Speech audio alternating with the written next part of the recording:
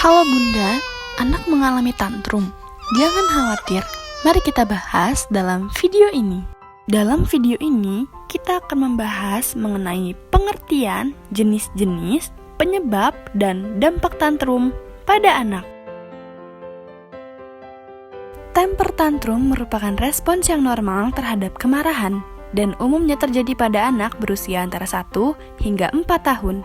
Respon ini muncul sebagai upaya dari kegagalan anak dalam melatih penguasaan diri dan pengambilan keputusan. Hal ini senada dengan pengertian tantrum menurut Chaplin, di mana temper tantrum merupakan suatu ledakan emosi yang sangat kuat, disertai rasa marah, serangan agresif, menangis, menjerit-jerit, menghentakkan kedua kaki dan tangan pada lantai atau tanah. Menurut Rini Hildayani, dari pengertiannya, tantrum dibagi menjadi 3 jenis. Yang pertama, manipulatif tantrum. Ini terjadi apabila ketika seorang anak tidak memperoleh apa yang diinginkannya. Perilaku ini akan berhenti saat keinginannya dituruti.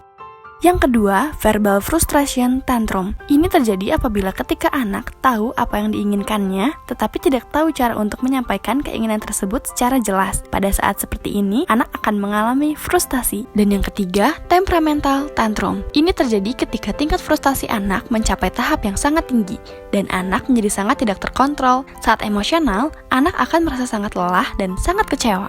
Adapun faktor internal dan eksternal yang mempengaruhi tantrum. Faktor internal yaitu keterbatasan bahasa pada anak, sedangkan faktor eksternal ialah kesibukan orang tua sehingga waktu untuk mengasuh anak berkurang, yang menyebabkan anak kurang mendapatkan stimulasi berbahasa.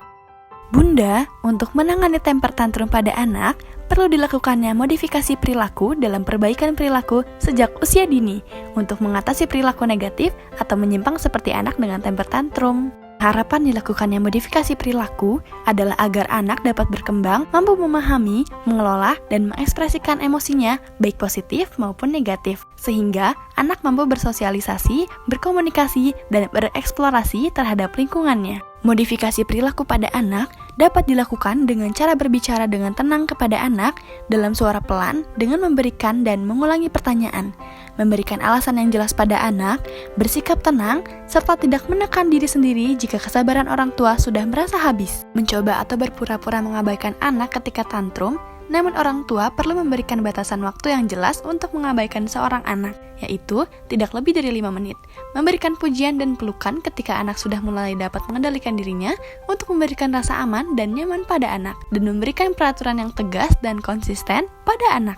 Bunda, ada juga loh dampak jangka pendek dari perilaku tantrum yang mungkin terjadi, yaitu kemarahan si anak dengan cara melukai diri sendiri maupun orang lain, merusak atau menghancurkan barang di sekitarnya, juga emosi dan agresivitas yang tidak terkendali. Sedangkan dampak jangka panjangnya yaitu anak tidak dapat beradaptasi dengan lingkungan baru, juga sulit untuk memecahkan suatu masalah.